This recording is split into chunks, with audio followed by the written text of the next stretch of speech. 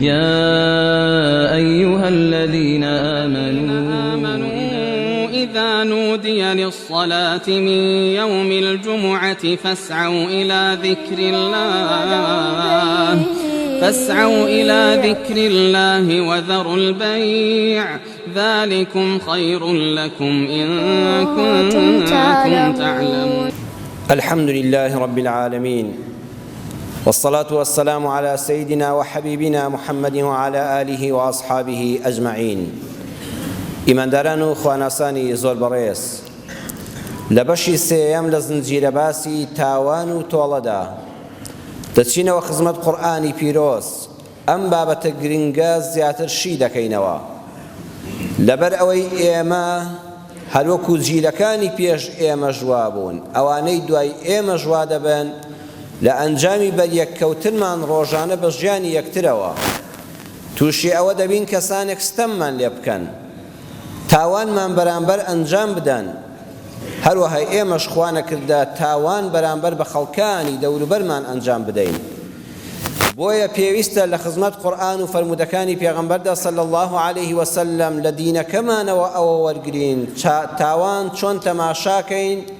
و چۆن تۆڵەی خۆمان لە کەسی تاوانبار وەربگرینەوە.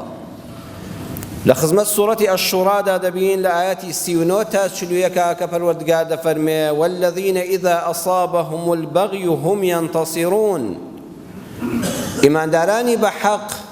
ئەو کەسانی کە باش لە دینی خوا حاڵی بوون، بەختەوەری دنیا و سەرفرازی قیامەتن، ئەو کەسانن کاتێک کە ستەمیان لێ دەکرێ کە تاوانیان بەرامبەر ئەنجام دەدرێ هم ينتصرون،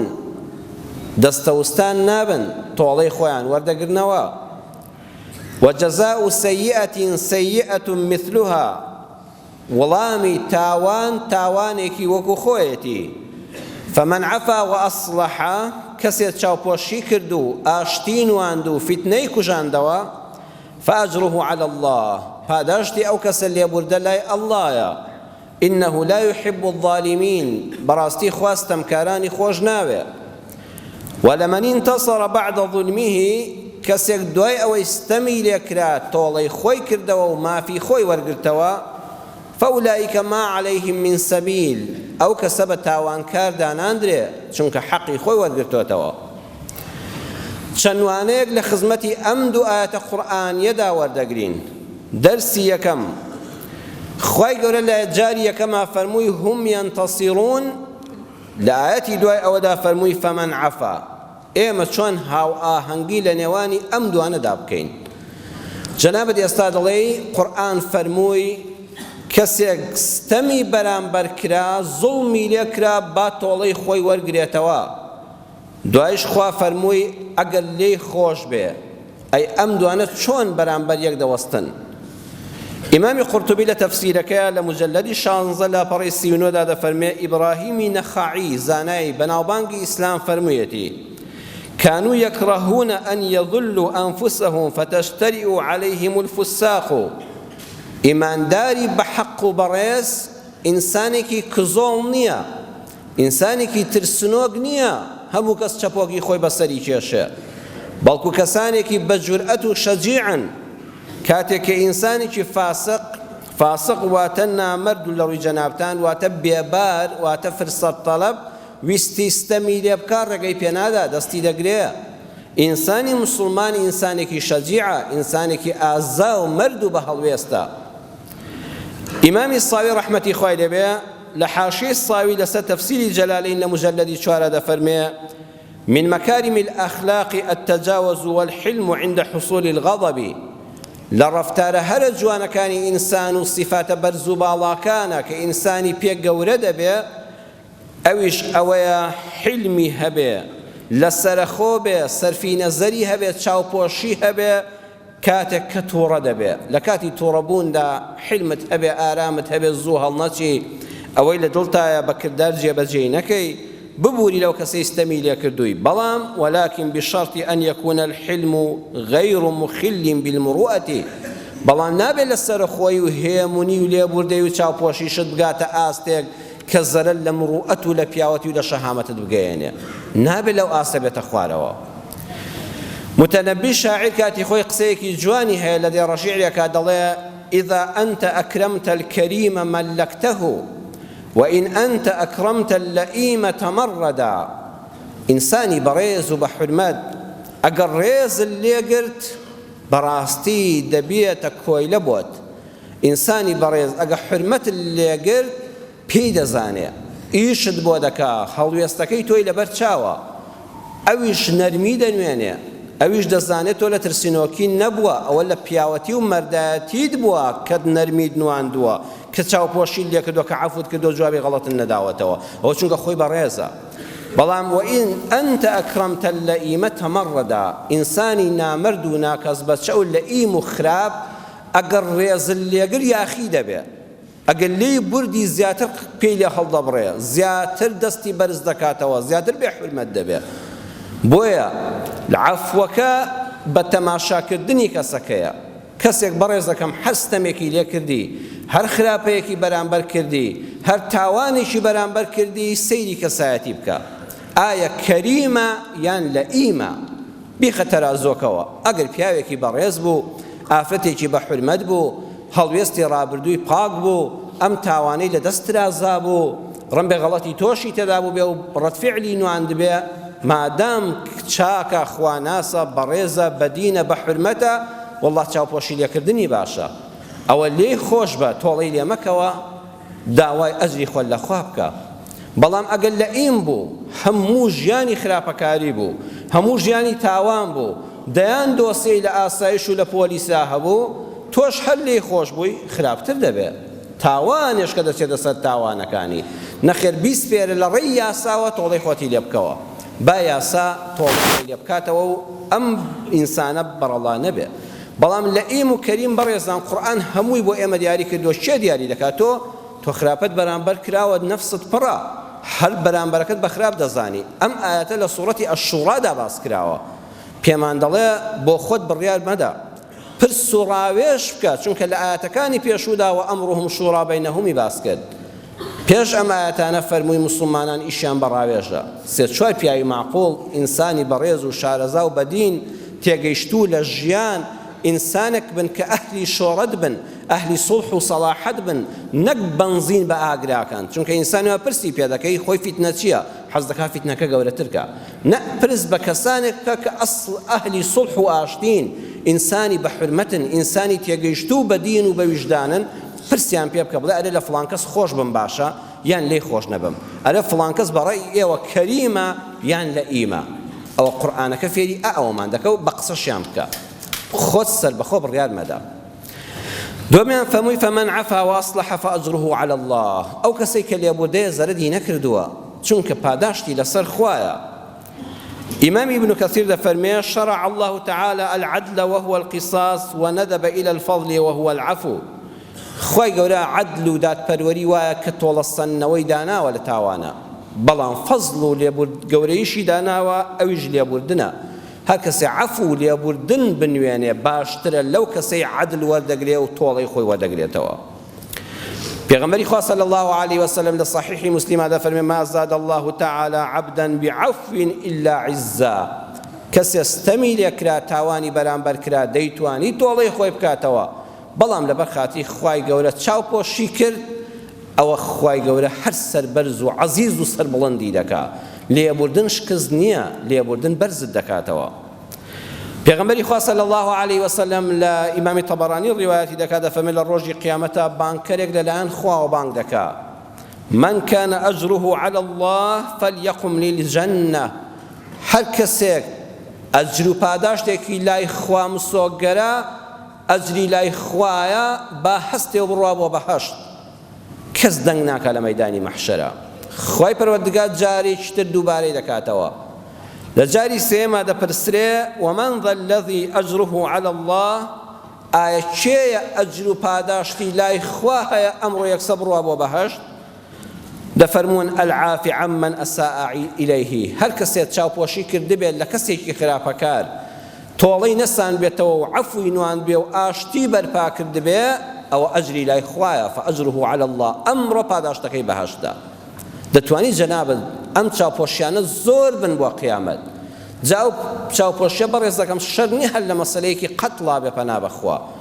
خێزانەکەت هەڵەیەکت بەرامبەر دەکا منداڵەکەت هەڵەیەکت بەرامبەر دەکا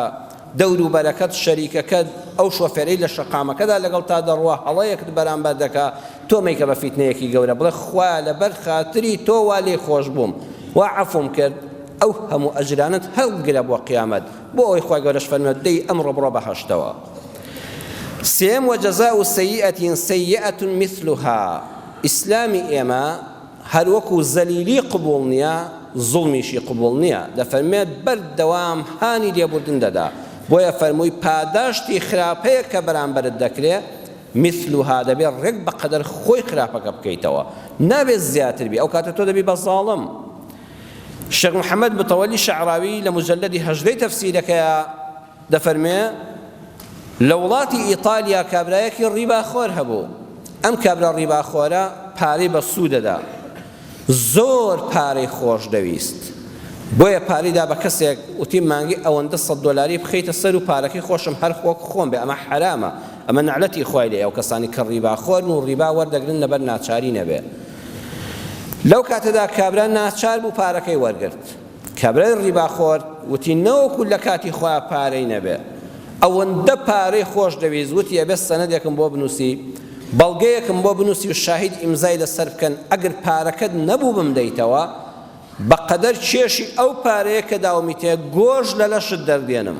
گۆشتت لێ دەکەمەوە وتی ئەو کابتە کابرا لە ترسی لەشی خۆی من بەڵگەی قانونیشم بەدەستەوەیە پارەکەم هەر چۆنەوە بۆ پەیدا دەکاتەوە ئەم بەڵگەیان نووسی و کاتی خۆی هات و کابرا پارەکەی نەبوو کابراش کاتەکەی بردە بەردەمی قازی و دادوەر وتی جەنابی حاکم بەڵگەم پێ بە شاهید بە قیاسی ئەو پارەیە گۆشتی لە لەش دەردێنم عنی سەفتەی پارەکە ئەوەندە بۆ ئەوەندە گۆشت لە ڕانێکی دەکەمەوە لە جستەی دەردێنم حاکمەکە ژیر و عاقڵ بوو وتی زۆر باشە بەڵام دڵنیابە ئەگەر ئەو گۆشتەی دەرت هێنا زیاتر بوو لە حەجمی ئەوە ئێمە دەی پێوین بە غرام دەیکێشین من لە گۆشتی تۆ دەبڕم دەیخەمە سەری لێ دەکەمەوە منیش تۆڵە لێ دەکەینەوە ئەگەر کەمتر لێ کردەوە نابەجارش کە ئازاری دەی دیسان لە گۆشتەکەی تۆ لێ دەکەین و دەیخێنە سەری ڕازی کابرا جورئەتی ئەوەشی نەکرد وەیە حاکمەکە پێیوت دەبێت خراپە بە مقابلی خراپەکە مثلها وەکو خۆی بێ بۆیە قورئانی پیرۆز دەرگای تۆڵەکردنەوەی زۆر تەسک کردەوە هەرگیز ناتوانی بە قیاسی خۆت تۆڵە لە بەرامبەر بکەیەوە بۆیە هەمیشە لایەنی لێبوردن هەڵبژێرە تاوانێکی هەرە گەورە دوای تێکدانی عەقیدەی خەڵک هەر کەسێک خەڵکی بێدین کە ئەو پەڕی تاوانکارە هەر کەسێ ئەخلاقی خەڵک تێکدا ئەو ئەخلاقە جوانەی کە ئەم کوردە موسڵمانە هەیەتی بێوێت تێکیدا خەڵکی بێ حورمەت و بێڕێز و بێ شەرم کە ئەو کەسانە تاوانکاری گەورن ئەوانە تاوانیان بەرامبەر بە نەتەوە و میلەتێک ئەنجام داوە دوای ئەوانە ئەو کەسانن ستەمی نەتەوایەتی لە خەڵک دەکەن ستەمی نەتەوایەتی تۆ لە خاکی خۆتدا کە خوا بۆی بڕیارداوی و سنووری باب و باپیرانتە میلەتێکی تر گەلێکی تر بە هەر ناوێکەوە بێوێستەمت لێ بکە ئاڵایەک کە تۆش حەقی خۆتە وەک هەر نەتەوەیەک مافت هەیە ئاڵات هەبێ لە خاکی خۆتدا ئاڵات داگرن ئەوەش ستەمێکی گەورەیە لێت دەکرێت ئەوەش پێویستە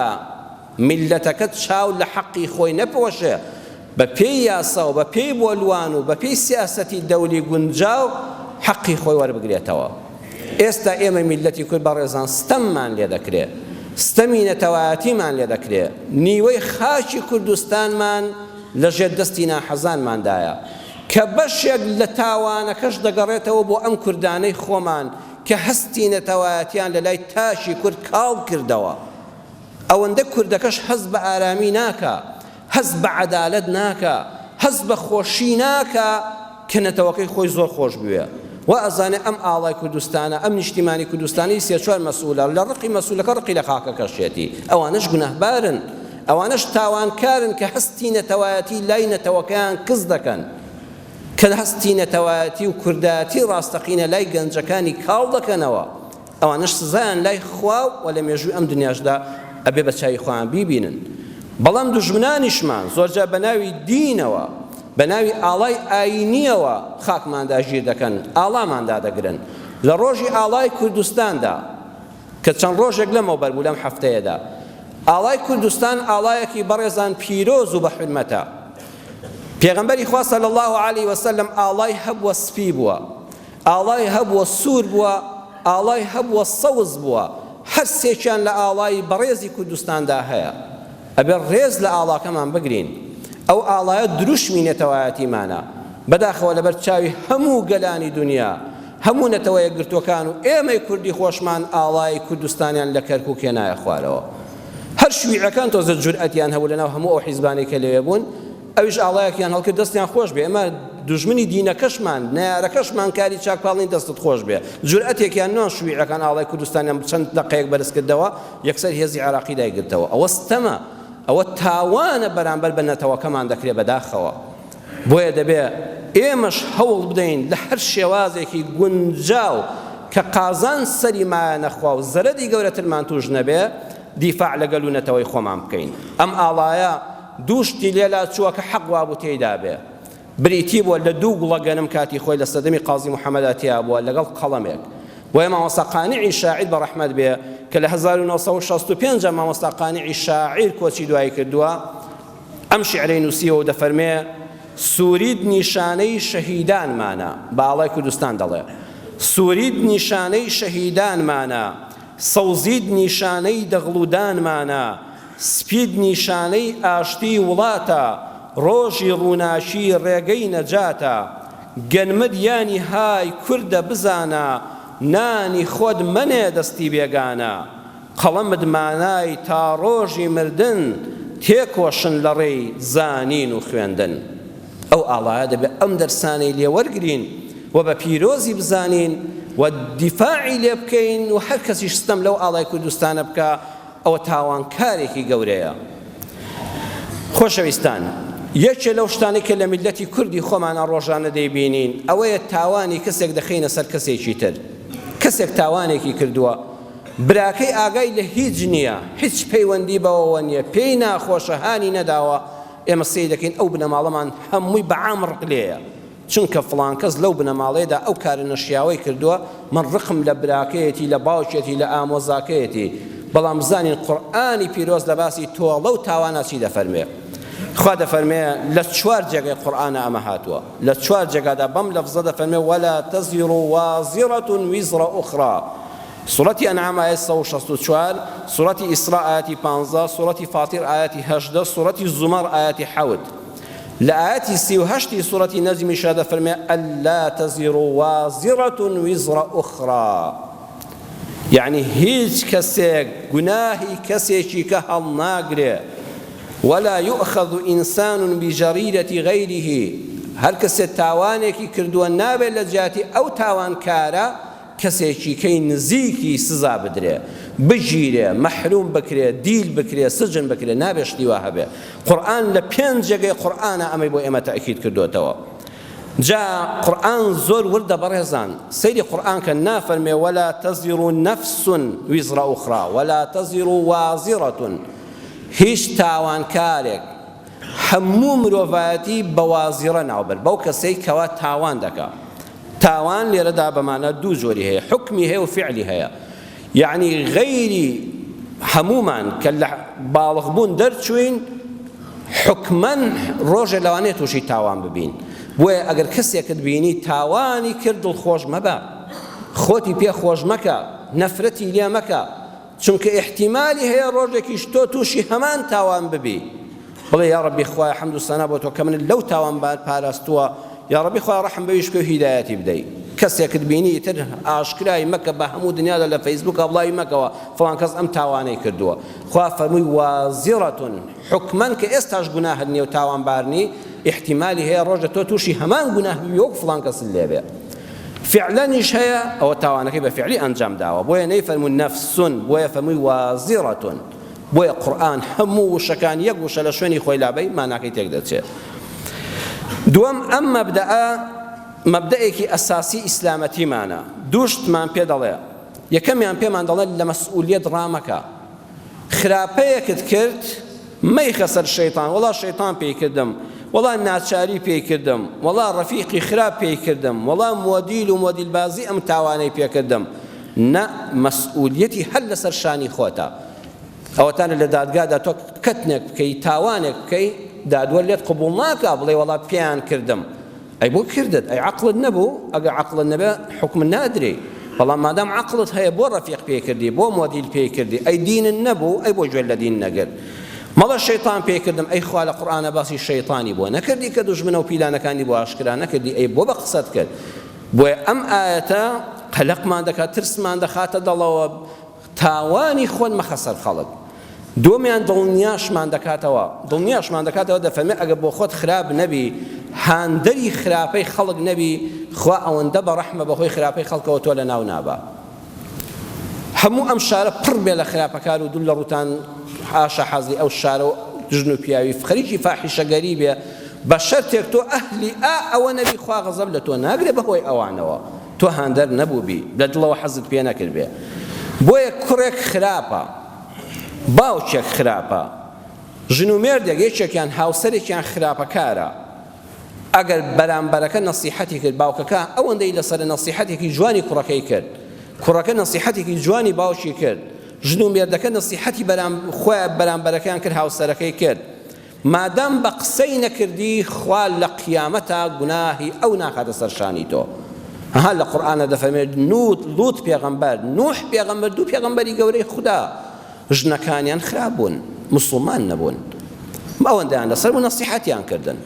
ژنەکەت لە ماڵەوە نوێژی نەدەکرد ژنەکەت خوا نەخواستە سافیرە دەبوو تۆ ئەوەندە لەسەر نەسیحەتی بکەی تەلاقی مەدە منداڵت سەرگەردان مەکە هەموو ڕۆژێ ئاژاوی خێزانی دروست مەکە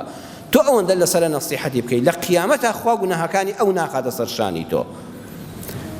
مناڵەکەت لاسارە بێدینە لە ماڵە دەری مەکە تەرای مەکە تووشی ڕەفیقی خراپی مەکە بە زمانێکی شیرین نەسیحەتی بکە هەر بە قسەی نەکردی ها کوڕەکەی نوح تا سەرنجامی لافاوەکە هەر لە ماڵی نوحاژیە بە کافریش مرد خوا لە قیامەتە تۆ گوناهبار ناکە ئەوەندە دەسەڵات هەبووە باوکت خراپ بوو خۆ باوشی ئیبراهیم خراپ بوو بە نەسیحەتێکی جوان منەفرەت لە باوکت مەکە و دەنگی لێدا مەبڕە بڵێ لەوەسەوەی بێدینەیان بەدکردارە مافی باوکاتی هەر بەرامبەر جێبەجێکە خوا لە قیامەتە تۆ حیساب ناکە ژنێک مێردەکەی خراپە بۆ چێ لە فیرعەون ستەمکارتر و خراپتر هەبوو ئاسیا لەگەڵ یاژیە ئاسیا ژنی فیرعەونە کەسێ وا هەیە مێردەکەی خراپە هیوا هەیە ژنەکەی خراپە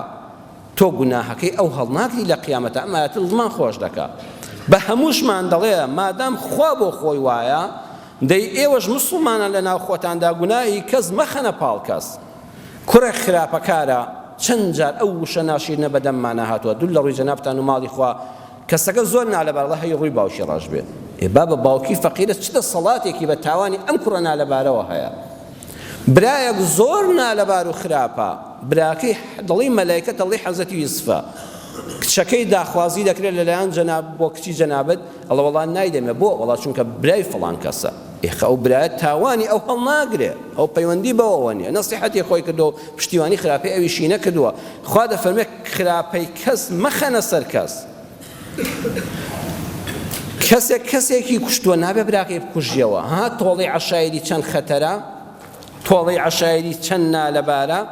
خوا گەورە فەرمووی من بعد ظلمه دەبێت داوان لە دادگادا بچەسبێ نابێ خۆت تاوانبار دیاری بکەی بڵێ تاوانی کردو و دەیکوژمەوە با دادوەر دادگایی کات چێ دەڵێت لە پشتەوە ئەم تاوانەی پێ نەکراوە چێڵە چەند کەسی کە بەشدار نین لەم تاوانەدا بۆیە بە هیچ شێوەیەک بەڕێزان لە ئاینی ئیسلامدا تۆڵەکردنەوەی عەشایریانە پەلاماردانی تفەنگ و چوونە سەر ماڵان و تەقەکردن ئەوانە هەمووی حرامن هەمووی حرامە ئەو کاتە تۆ دەبی بە زاڵم ئەگە خوا نەخواستە بکوژری ئەچێت جەهەنەم ئەی بۆ دادوەرت ئاگادار نەکرد ئەی بۆ پۆلیس و ئاسایشت ئاگادار نەکرد نابێ کەسێکی کوشتۆ باوکی بکوژیتەوە نابێ حکومەت کەسێک خراپەکارە ڕای کردۆ باوکی بگرێ و لە سجنیکە لەم ڕۆژانەدا دیمەنێکم بینی لە تەلەڤیزۆنە نوێنەری وڵاتی نەرویج لە مافەکانی مرۆڤە ئافرەتێک بوو وتم ئەوە لە دینی خوا تێگەیشتووە داوای دەکرد دەیگوت ئەو ژن و منداڵانەی کە ئێستا لە کەمپەکاندان کە مێردەکانیان تیرۆریستن و داعشن و فڵان و فڵانن ئەو منداڵانە تاوانیان نییە نابێ سزا بدرێن نابێ نانیان لێ ببڕدرێن نابێ بێ حرمەتیان پێ بکرێ کابرا خۆی تاوانکار بووە خۆی تاوانی کردووە ژنەکەی بڵێت چی ئەگە دەستی لە تاوانەکەدا نەبوو بێ خۆی تیرۆریست نەبوو بێ ئەو منداڵە هیچ تاوانی نییە ئەو ئافرەتە نەرویجیە باسی ئەوەی دەکرد نابە کەس بە تاوانی کەس سزا بدرێ. قورئانی ئێمە لە 5 جێگادا تاکید لەوە دەکاتەوە ولا تزر وازرة وزر أخرى، خەڵکی نەگوناهی کەس مەدەن بە کۆڵی کەسە کە ئەو ئاگای لێ نییە و تاوانێکی نەکردووە. ئەڵێن کاتی خۆی زیاد یەکێک بوو لە کاربەدەستان، پیاوێکی گرت کابرا لە سجنا ڕای کرد، براکەی گرت، وتی تا براکەت نەهێنیتەوە تۆ لە سجنا دەبی و ئەگەر بێت و ئەو لە ناوچێ من تۆ دەکوشم لە جیاتی براکەت. کەسە گیراوەکە فەقیرە هیچ پەیوەندی بەو تاوانی برایەوە نەبوو، بەڵام ئینسانێکی خوێندەوار و ژیر و زانا بوو. وتی جەنابی زیاد ئەگەر لە کەسێکی باڵادەستر لە خۆتەوە نامەیەکت بۆ بێنم 2 وەزیری ئیمزان لەسەر کردبێ بەرم دەدەی؟ وتی من هەر وەختێ نامە لەسەر و خۆمەوە بێ ناتوانم ڕەتیکەمەوە، کەسێ مەسئولێک لە خۆم گەورەتر ئاگادارم کا بڵا فڵان کەس بەردەن. دەوتی قوربان گوێ بگرە، نامەیەکت لە خوای ڕەب العالەمینەوە بۆ دێنم، 2 پێغەمبەری خوا شاهیدن، ئەویش ئیبراهیم و موسان کە پێمان دەڵێن حرامە تۆ من لە جیاتی براکەت بگری. وتی کواوەی فەرمووە، وتی خوا لە قورئانە نافەرمێ أولم ينبأ بما في صحف موسى وإبراهيم الذي وفى ألا تزر وازرة وزر أخرى؟ أي بيتان نقشتو بيتان نكدو تولى صحف حضرة موسى پیغمبرا ولا پیامكي إبراهيم وفادار دا نمقناس دا هاتوا قانوني موسى وإبراهيم شرع ويا كز نابي بتاواني كس يشكب جيري وتي أوي نامي خوايا 2 پیغمبري خوا شاهدن. زیاد تسلیم بوو، تی وەڵاهی ڕاست دەکەی بڕۆ بەریدە. بۆیە لە یاساشدا دەبێت دادوەرەکان، ئاسایشەکان، پۆلیسەکان ئاگادار بن کەسێک تاوانێکی کرد بەرامبەرەکەی باوکێتی برایەتی مادام پشتیوانی لە تاوانەکە نەکردو دەستی تێدا نەبوو بێ ئاگایە نابێت کەس لە جیاتی کەس سزا بدرێ. بەڵام هەر کەسێک خراپەیەکی کرد پەنا بخوا، تاوانێکی ئەنجامدا خەڵک چاویان لێ کرد، خراپەی داهێنا، ئەوە حتا قیامەت هەر کەسێک چاو لەم خراپەیە بکە ئەو تیا شەریکە. یەکەم قەتڵێک کە لەسەر زەویدا خوێنی مرۆڤ ڕژا بەدەستی قابیل ڕژا، حتا قیامەت پێغەمبەری خوا دەفەرمێ صلی الله عليه وسلم هەر قەتڵێک بکرێ قابیلی کوڕی ئادەم تیا بەشدارە، چونکە یەکەم کەس بوو قەتڵ و کوشتنی داهێنا. هەر کەسێک خراپەیەک بێدینیەک دابێنێ کەس پێش ئەو بیری لێ نەکردبێتەوە تا قیامەت چێ ئەم گوناهە بکاتەوە چاوی لێ بکات یەکەم کەس تیا بەشدارە پەنا بەخوا. کۆتایی وتاری ئەم بە شەشمان بەوە دێنم تاوان بە تاوان وەڵام نادرێتەوە. یعنی چۆن؟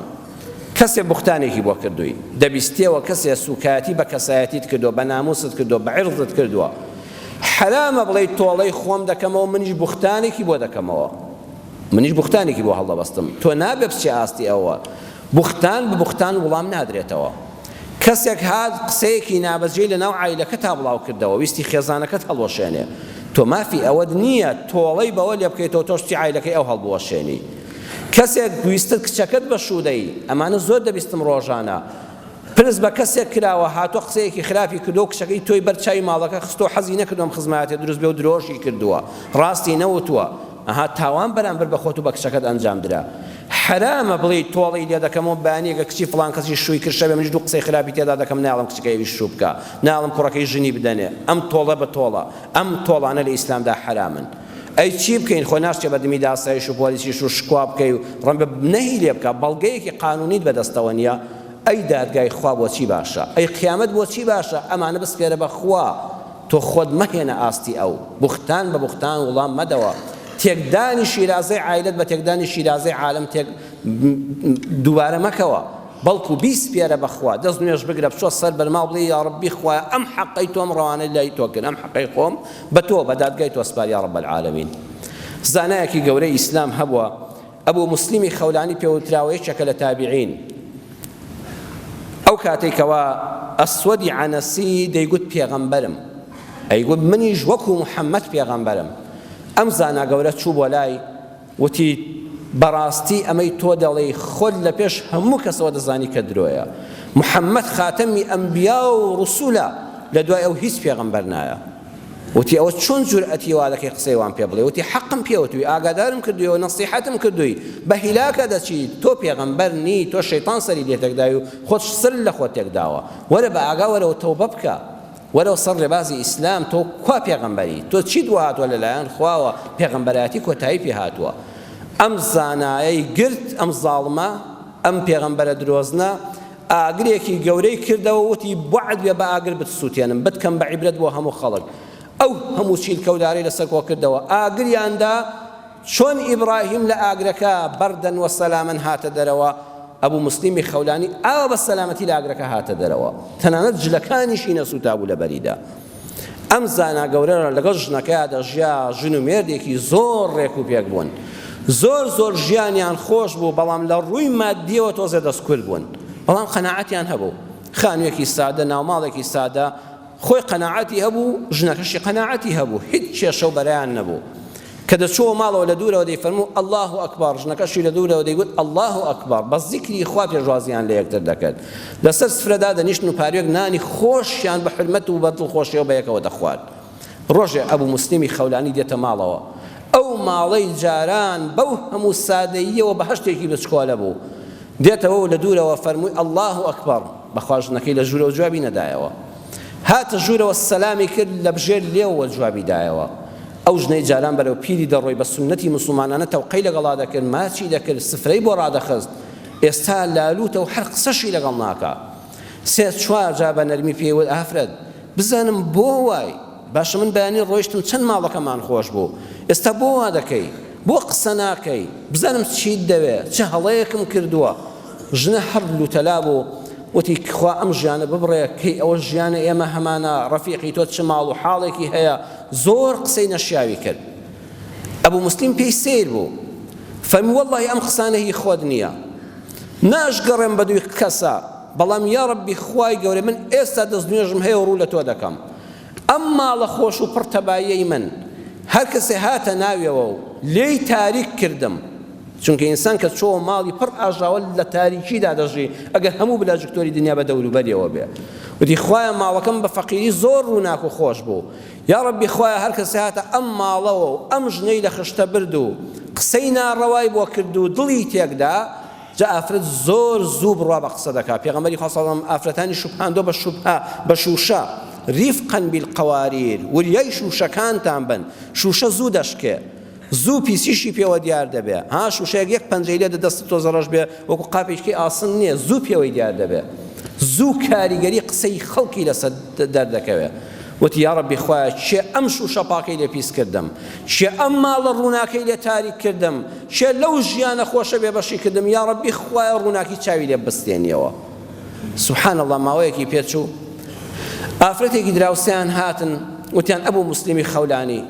ئەم ژنە ئیشی بە تۆیە ئەویش وتی چییە وتی وەڵڵا قوربان لەبەر چرا دانیشت بووم شەو بوو ڕووناکێکی خۆش هەبوو لە کتوب پڕاوتم ئەوە بۆ چراکەتان کوژاندەوە دنیا تاریک بوو وتیان وەڵا چرا نەکوژراوەتەوە وتم بەخوا من هیچ نابینم چاوم تاریک بوو وەڵڵی من تاوانێکە لە خۆم شکی بەرم ئەوەیە هاتم بۆ لای ژنەکەی تۆ قسەم بۆ کرد بە حساب هانمدا و دڵسۆزیم نوان ئەمجا ژنەکە وتی بەڵێ من خۆم ئیعتراف دەکەم بەوەی کە ئەم ژنە عەیبم نەبوو بەیانی دانیشتم لە ماڵی خۆما خەریکی نان ئامادەکردنی نیوەڕۆ بۆم ئەم ژنە هات و وتی ئەبوو مسلیمی خەولانی خەڵک وەکو سەحابە سەیری دەکا معاویەی خەلیفەی موسڵمانان ئەوەندە ڕێزی لێ دەگرێ ئەگەر مێردەکەت بەس تۆزە تەنەزولی بۆ بکە بچێتە بارەگاکەی بچێتە مەکتەبەکەی داوای لێ بکە ژیانتان وەکو پاشای لێ دێ چ داوە لەم خانوە تەپیوە چ داوە لەو ماڵ و حاڵە ساکارە بۆ مێردەکەت هان نادەی بچێ بۆ لای ئەم مێردەی تۆ خۆی ژیانی فەقیرانی دەوێ ئەینا ئێستا وەکو پاشا دەژیا تەسیری تێکردم و لوتم لە مێردەکەم کرد و قسەم لەگەڵا نەکرد و ژیانمان تێکچوو وتی من دەزانم دوعا لێ کردوم ئەبوو مسلیم فەرمووی بەڵێ من بەخوام سپاری وتم خوایە کێ ژیانی ناو ماڵەکەمی تاریک کرد ئەو خۆشەی لێک تێکدام خوایە چاوی لێ بستێنیەوە خوایە ژیانی تاریککەی چاوی تۆ تاریک بوو وتی خۆم خستە ماڵەکەتەوە لەبەر خوا گردنم ئازاکە تا ماوم ژیانی کەس تێک نەدەم و هەڵەی وانەکەمەوە فەرمووی یا ڕەبی خوا لێ ببووری سوبحان الله دەست بەجێ ڕووناکی چاوی بۆ گەڕایەوە بۆیە ئاگادار بە تاوانێکی گەورەیە ژیانی خەڵک تاڵکەی ئەگەر لەم دنیاشدا وەکو ئەبوو مسلیم خەڵک نەزانێت دوعای ئاوا لێ بکات چاوت لێ بستێنێتەوە دڵنیا بە ژیانی خۆشت تاریک دەبێت هەر کەسێش بینی ژن و مێردێک تێکدا هەر کەسێک بچێتە ماڵێکە و قسەی خراپ بکە هانی ژن بدا کە بە ژیانی مێردەکەی ڕازی نەبێت کە بە خۆی ڕازیە جا ئەو کەسە دایکی ئافرەتەکە بێ باوشی ئافرەتەکە بێ پووری بێ خزمی بێ هاوڕێی بێ بەخوا ژیانی خۆی تاڵ دەبێ ماڵی خەڵک تاریککەی ماڵت تاریک دەبێتەوە خوا تۆڵە لێ دەکاتەوە بۆیە خۆشمان لەو تاوانە پارێزین هەرگیز مەبە بە کەسی سێم لە بینی ژن و مێردێکە خۆ لەم تاوانە گەورەش پارێزە چونکە دڵنیا بە پێش قیامەت لەم دنیادا سزاکەی وەردەگری ئەگە کەسێکیش عەرزم کردن ویستی ژیانی ماڵ و مناڵت تێکدا ژیرانە حەواڵە بەخوایکە تۆڵەی خۆت بە خراپەی خەڵک مەکەوە بوختان بۆ بوختانچی هەڵمەبەستەوە بەشی چوارەمی ئەم وتاری ئینشاءالله هەڵدەگرین بووە وتاری داهاتوو بەویستی خوا ئەو شتانەی وا لە ئینسان دەکەن تووشی تاوانی دەکەن چین ئەگەر تەمەن باقی بێ لەسەر خێر ئینشاءالله بە خزمەتتان دەگەینەوە لە ئەڵقەی چوارەمەوە داوا دەکەم لە خوای پەروەردگار یا ڕەبی خوا ڕەحممان پێ بکەی یا ڕەبی خوا لە خراپە بمان پارێزی خوایە لە تاوان بە دوورمانکەی خوا لە ئینسانی تاوانکاریش بخۆمان و خێزان و مناڵمان پارێزی یا ڕەبی خوا کوردستانمان لە ئینسانی خراپەکار پارێزی لەناو خۆشماندا تەباو ڕێک و پێکمانکەی بەزەیمان بە خۆماندا بێتەوە بینی دەسەڵات و میلەت ئاشبوونەوە بەخۆیەوە بینە چونکە تۆ زۆرت بەزەی بە ئێمە داهاتۆتە یا ڕەب العالەمین یا ڕەبی خوا کوردستانمان ئازاد کەی لەناو خۆماندا تەبامان کەی شیفای نەخۆشەکانمان بۆ بنێری یا ئەڵڵاه یا شافی شیفای نەخۆشەکانمان بۆ بنێری هەر کەسێ جەستەی بە ئازارە شیفای بدەی هەر کەسە دڵ و دەرونی غەمبارە خوا ڕەحم بە دڵ و دەرونی غەمباری بکەی و خۆشی بخێ دڵیەوە یا ڕەبی خوا هەر کەس لە قەوماوە بێ بەهانا و هاواریەوە هەر ژن و مێردێک ناکۆکن خوای ئیسلاحی حاڵیان بکەی هەر ماڵێک تەبان خوای ڕەحمیان پێ بکەی و لە زمانی خراپەکاران بیان پارێزی ئەولادەکانمان ساڵح کەی قوتابیەکانمان سەرکەوتووکەی لە خوێندنە و لە ئیمتیحانە یا ڕەبی خوا هەر کەسێ ئەولادیشی نییە خوای ئەولادی ساڵحی لە بەخشندەی خۆتەوە پێعەتاکەی یا ئەرحەمە الراحمین یا ئەکرەمە الئەکرەمین ئامین والحەمد لله رب العالمين يا أيها الذين آمنوا إذا نودي للصلاة من يوم الجمعة فاسعوا إلى ذكر الله وذروا البيع ذلكم خير لكم إن كنتم تعلمون